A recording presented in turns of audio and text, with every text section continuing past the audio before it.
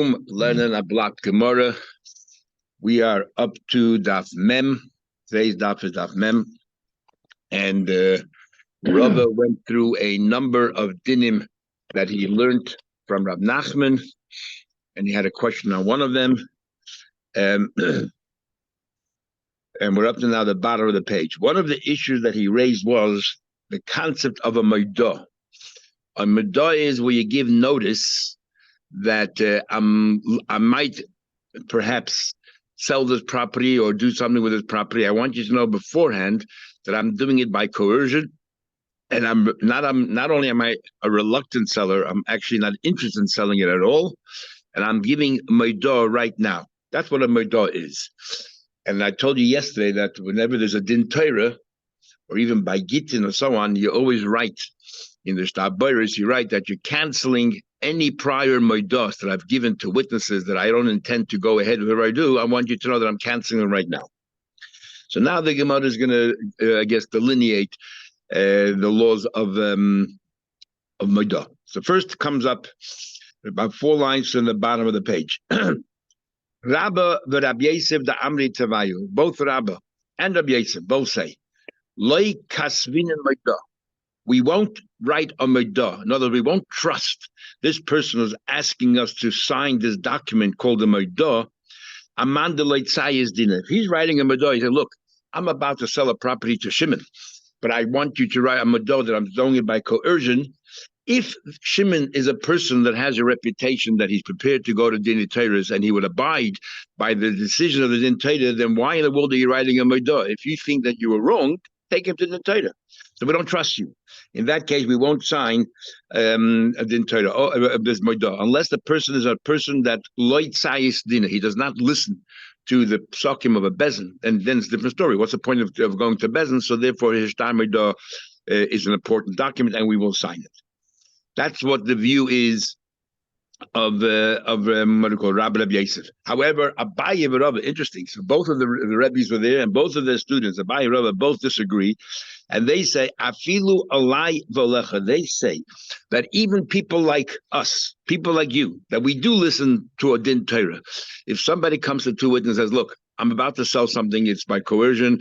I'm giving you maidah. I'm giving you a notification right now that I'm not interested in selling it. It's against my better judgment, against my will. Please, let's sign this document." Abaye, whatever, says we will sign it. And the reason is, who says that in this town a bezin is readily available? And he doesn't want to lose the property in the first place. So therefore, he wants to have an open and shut case, a document that says that the sale was never a sale. Okay, that's din number 1 regarding maidah, this notification that I want to undo the future sales. Amri Nadai goes says another law. Kol maidah, any maidah, the loy koseve, if the witnesses have not written in that maidah, anan yadin and bei ba'insa the planya, we were made aware of precisely what the story is. No, so if a guy comes along and says, look, I'm about to sell the property, I'm forced into it, I'm signing this document, I want the sale not to be a valid sale. They won't sign. They need to know, what do you mean he forced you? What leverage does that person have? Why are you so intimidated? What's going on here? You have to notify them the einus. Otherwise, it's not a maidah. Says the Gemara, let's analyze maidah. When you say maidah, what maidah are we talking about? All these dinim of maidah. What exactly does a maidah work? Gemara says like this. If the person says, I'm about to give a divorce, I'm about to give a gift, and I don't want to do it, so let's sign the document now, the shtar maidah. I want to give notice that this shtar is the shtar that I'm about to sign, let's say the matan I'm about to give, or the get I'm about to give. I want you to know that it's not valid. It's against my will. It's coercion. If that's what we're talking about, then Gilu Milsa Ba'almi, isn't that obvious? So we'll just learn how many of the Shayim learn. And that is, when it comes to a gift, I get nothing in return. When it comes to divorce, I get nothing in return. So I'm giving a divorce, I'm giving a gift. If I don't want to give the gift, or if I don't want to divorce my wife, so why are you doing it? Why are you doing it then? There's only one possible reason why you're doing it, because you're forced into it. If you don't want to give a matana, just don't give it. So why are you telling us you're giving a matana, but it's against my wills? Obviously, you're being forced into it. And the same thing with a get. If you don't want to give a get to your wife, so why giving a get? Obviously, you have no choice. They're going to beat you up or whatever it is. You're forced into it. So where Gili Milsmama, where it's obvious that there's an oinus, the Adim don't need to know the specifics about exactly what the oinus is, because the situation itself, the circumstance itself, screams out there's something not right here. There's an oinus here. So therefore, that's good enough. We don't have to notify the witnesses what the oinus is. So therefore, now, so it can be talking about that.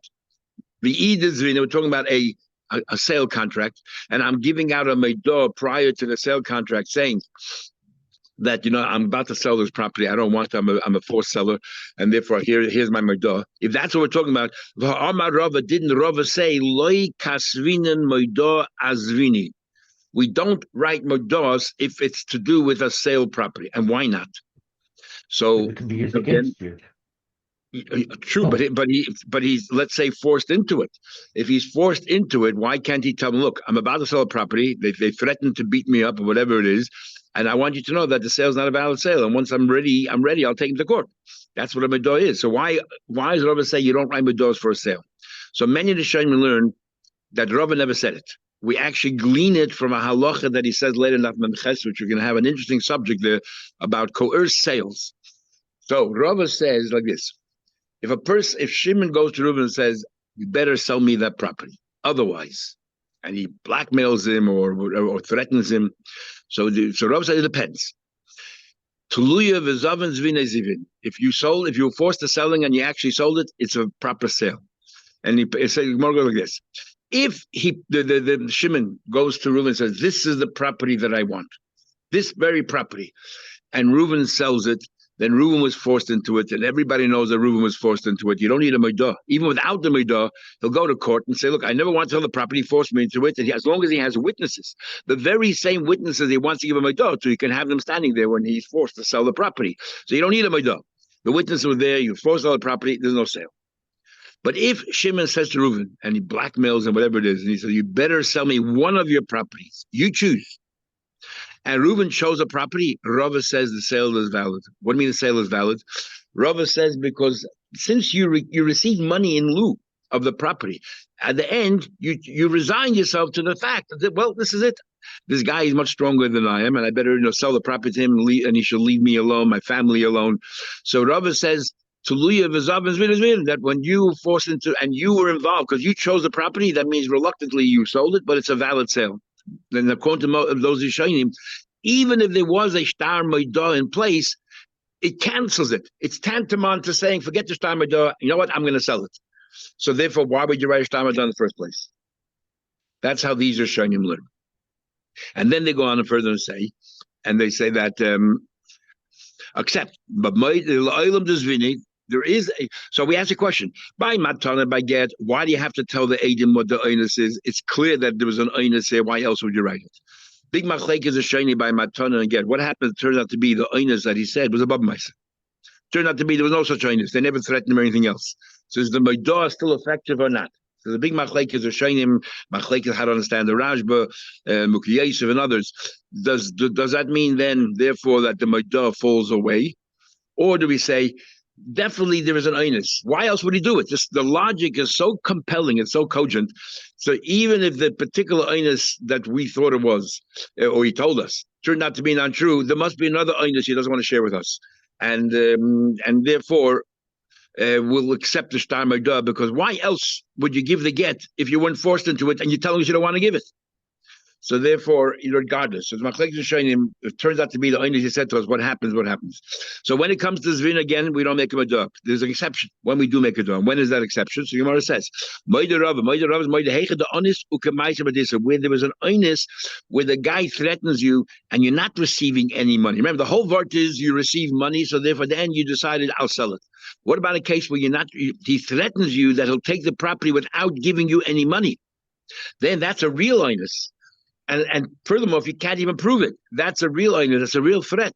Then Rava admits that a meidah would make sense, and you can do the meidah to protect yourself there against the sale. What kind of case is that? That's how these are trying to learn. Others are trying to learn any onus which is real. It doesn't have to be the particular case I just told you, where there's no money changing hands. Just any onus that's real, you can write a meidah. What's the case?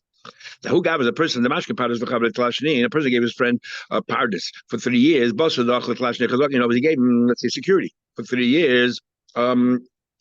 An orchard, and then after the 3 years, Omar, the person was holding the security, tells the person who gave him security, imizadvenatly, he tells the borrower, look, if you're prepared to sell it to me, I'll pay full price. But if you're prepared to sell it to me, I like this property.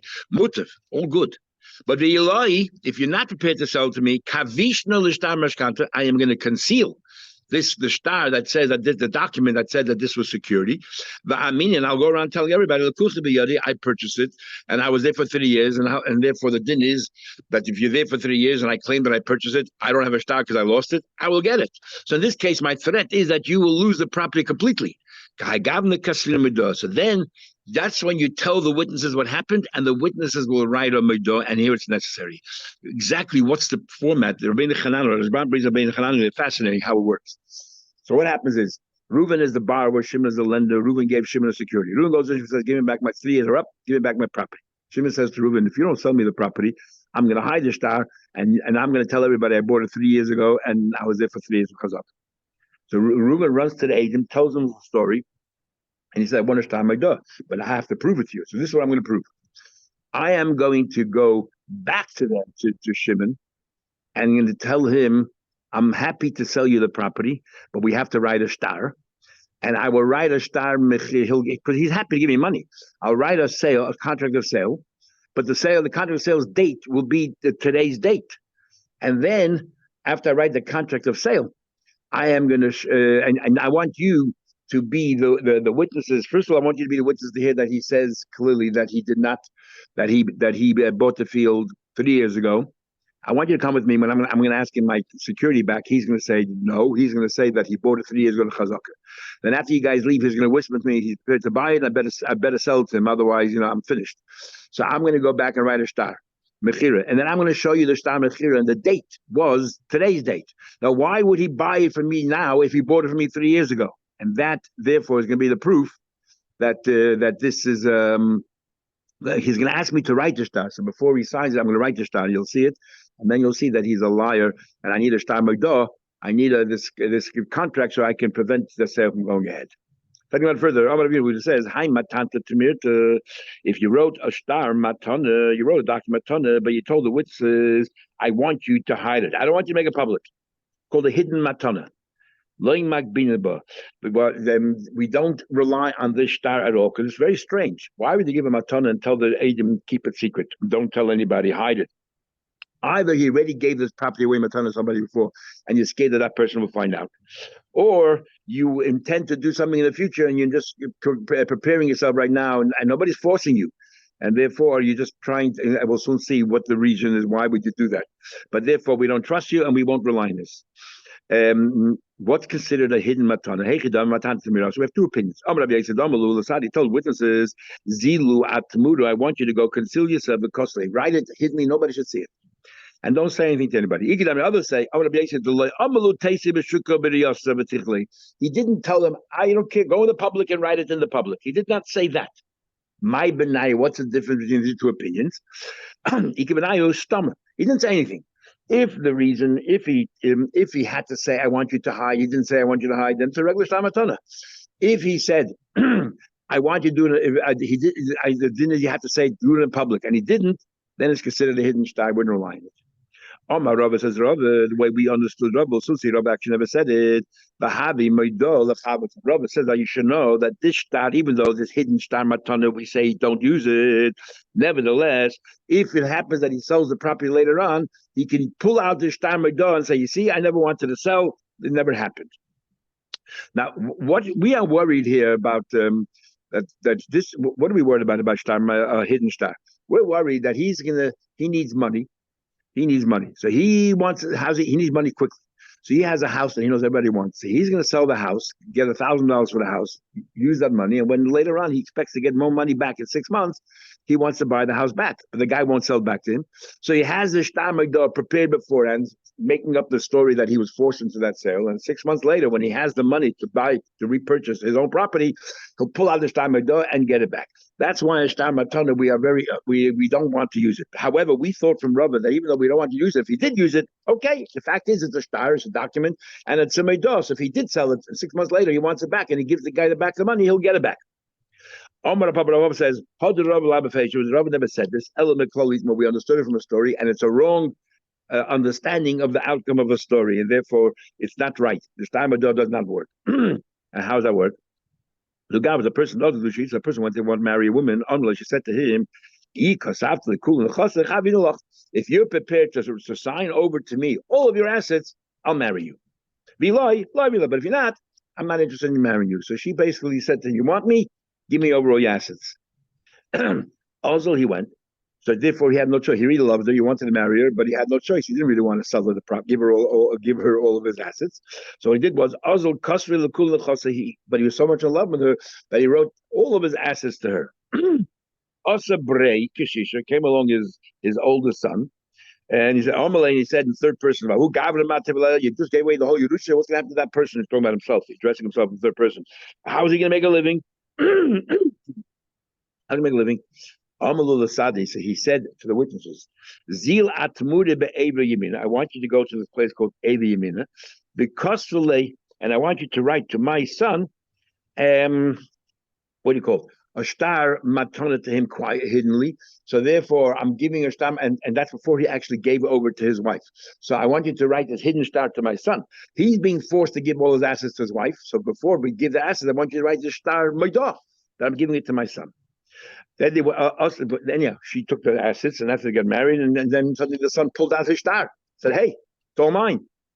Also, the comment of that came before Rava for the wife and the son. Amalahu. So Rava said, "You know what? Loi markana, veloy markana." Rava said, neither one is kaina. The son isn't kaina because this is a hidden shtar matana, useless. Nor is she kaina. And we understood why isn't she kaina. He wrote a proper shtar to her. He never did a maidah on it. Why isn't she kaina? Because he wrote an earlier hidden shtar for the son. So we see that even though he should never have written the hidden shtar for the son, and we're not going to give it to the son based on that. But on the other hand, it's sufficient grounds to be considered a maidah that he's protesting the future sale. Because the woman's not getting it either.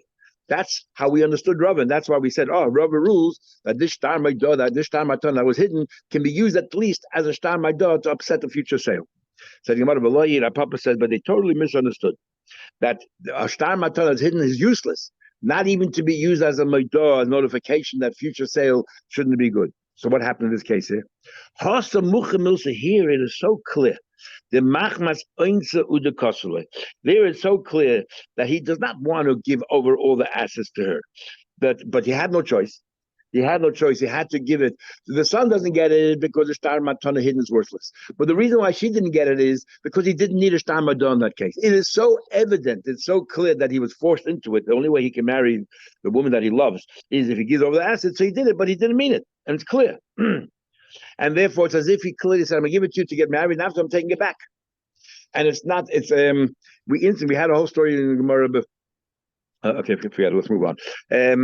Says the Gemara, but in a normal case, where there's no such clear, where the second sale is not so clear and honest. I mean, here in the case of the woman, they're giving over the assets, the transfer of the assets to her is clearly you were forced into it. But a normal case where you wrote a maidah, shtar matana, and then you sold it later, there was no evidence of being an honest. In fact, it's a ruse that you did. You needed money straight away, and then you plan in 6 months to get it back by giving the money back, and you'll pull out the shtar maidah. Because there's no honest, then the shtar matana has no, obviously has no being at all. But the sale is a valid sale because there's no honest there. Over there, the person that bought it, the second shtar is a valid kinyan. Everything happened, and there was no coercion there whatsoever.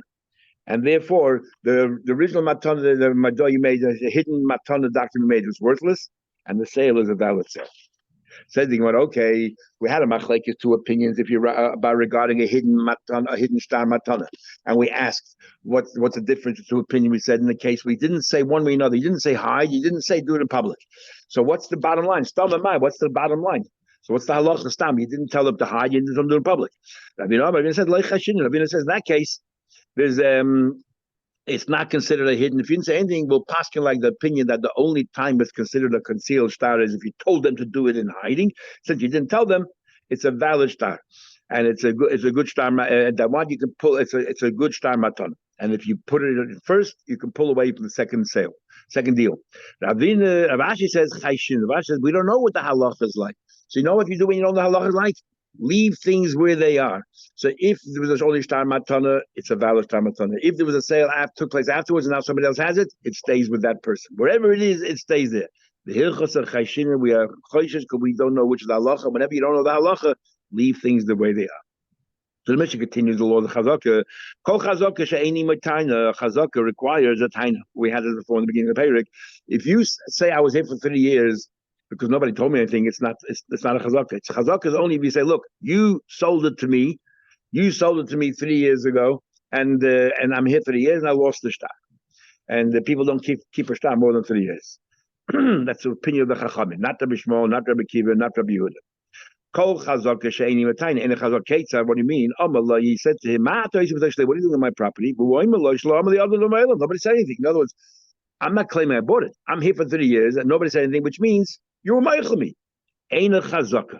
That is not considered a chazaka because how did it become yours? How did it become yours? But if he says, Shemachartali, you sold it to me, and I'm here for 3 years. Shenasatali b'matana, you granted to me, you gifted it to me. Avicha macharli, your father sold it to me. Avicha nasa, your father gifted me matana. Harezu chazaka. Then it's a valid chazaka. It's a valid chazaka. Why? Because it comes together chazaka with a taina. It's a valid taina.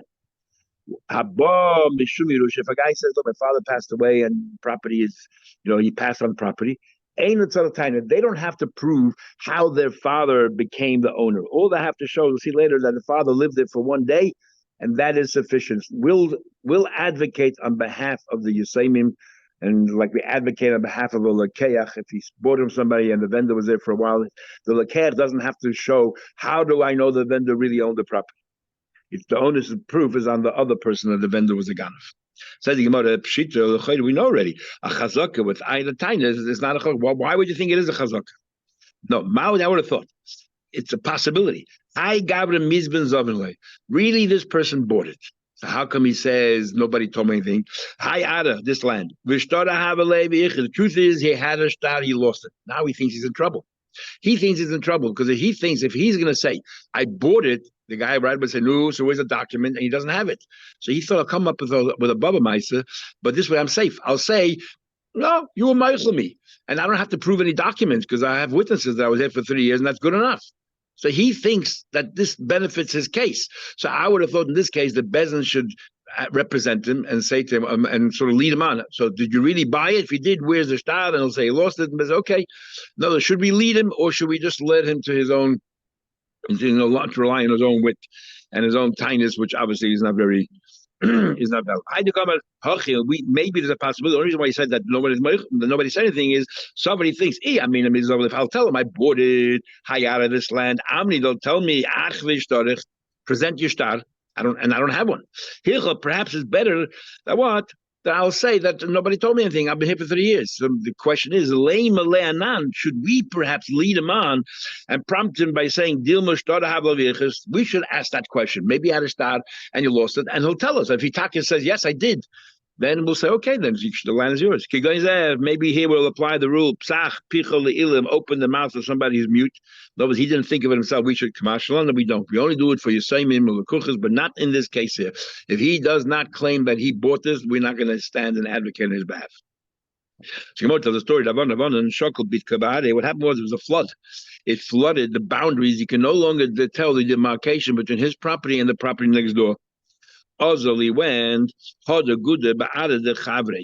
he rebuilt his wall, but without realizing it, it wasn't deliberate. He ended up building in his neighbor's property. He put the wall on his neighbor's property.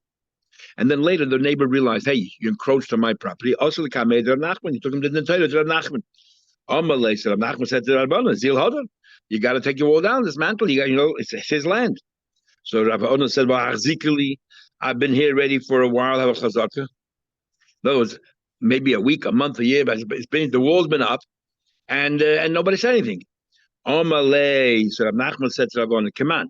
We usually say you need 3 years. You obviously believe a chazak is much less than 3 years. Who are you following? Are you following Rabbi Yehuda in our Mishnah? We just learned Rabbi Yehuda says that a person, why do you have 3 years? Only for people who live in Spain so far away, so remote, so it takes that long. What about, so we infer for Rabbi Yehuda, what about if somebody lives in the same city or next door? Then it could be, if you saw this person residing on your property, on your land for a year, for a day, and you said nothing, that's already chazakah. The 3 year no, they don't hold because of a shtar, they don't hold because of Sharamud. Rabbi Yehuda says a day is a chazakah. Is that what you're is that what you're doing? You're ruling like Rabbi Yehuda, 1 day is already chazakah? Or Rabbi Shmuel, who later on says that if somebody has block somebody's window, even for a day, and you said nothing, that's it. He has a chazakah that he's allowed to block your window. Or in a case where the guy he builds a window in his wall overlooking the courtyard of his neighbor. This is Rabbi Shmuel's case. He opens a window in his wall overlooking the courtyard of his neighbor, and his neighbor says nothing, even 1 day.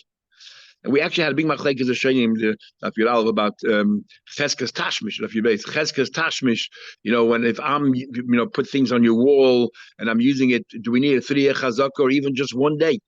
Here Rabbi Shmuel has even 1 day. The Amr, they say, call the front of the altar chazakah. If the guy saw what you're doing and said nothing, even 1 day is already a chazakah. Is that what you're saying? But that can't be because less hichas kabasayu. The halach is not like them. So why are you ruling like them? Amalei. So then he said, look, so the way some of the Shayim learn pshat is, he's not changing his story, because we learned before if you change your story, it's a problem. He's not changing his story. But what he's saying is, look, I bought it. Okay, I wasn't there 3 years, but I bought it, and I don't have a shtar. So, but at least grant me mitzad, even if you think you suspect that I didn't buy it, you're questioning me, at least say that he was meichel me. And how is it? How do you know that it was meichel? We said before, chazakah less than 3 years is not a chazakah. So how do you know he's meichel? Because the asa v'sayeh be good. That neighbor actually helped me build the wall. If he helped me build the wall, isn't that a sign that he was meichel me, allowed me to do it? On Malay, so Rav Nachman ruled mechila b'tasi. This is a case of mechila b'tas. We already had a number of times. We'll have again whether mechila b'tas is a mechila or not. It was based on an error. What do you mean based on an error? Ad gufi, you have a yodid lo'evadid. You yourself, if you would have known that this is your neighbor's property, but you have built a wall on your neighbor's property, well, you got it, of course not. But you made a mistake. Is ki heichad adla v'yada. You were not aware that you're actually building on your friend's property, your neighbor's property. So hunami v'yada. So he made the same mistake. The reason why I was helping you is he thought he was building a wall on your property. So he was meichel. He wasn't real mechila. So mechila b'tas, and the mechila b'tas is not a mechila. And we'll talk more about it when we get to Sanhedrin. Rav Kahana, similar story. Rav Kahana. Shokol bikabade, Rav Kahana, same thing. Flooded, his land was flooded, and the boundaries disappeared. Azal hoda guda ba'adla. Same thing happened again because there was no demarcation. So he built the wall on his friend's property. Also, you came Rabbi Yehuda, and Azal Aisa Tresadi. He went and brought 2 witnesses, and the neighbor brought 2 witnesses. Chadama, one says Tarti Atziyasa, that he built in my property 2 rows. He took up 2 rows of my field with his wall. And the Chadam, and the other one says Tlasatziyasa. The other witness was 2 witnesses. One guy said that he built the wall 2 rows of trees into the other guy's field, and the other guy said no, it was 3. So how do we view this? Is it 2 witnesses condemning Rav Kahana, or do we say they contradict each other? There's no testimony at all. Amalei said, so Rav Yehuda said, Zil Sholim Tarti Migoy Klas. Well, both witnesses agree that at least you went in 2 rows. They dispute the 3rd row. So the 3rd row just cancel. And what they agree on is like we have 2 witnesses on that.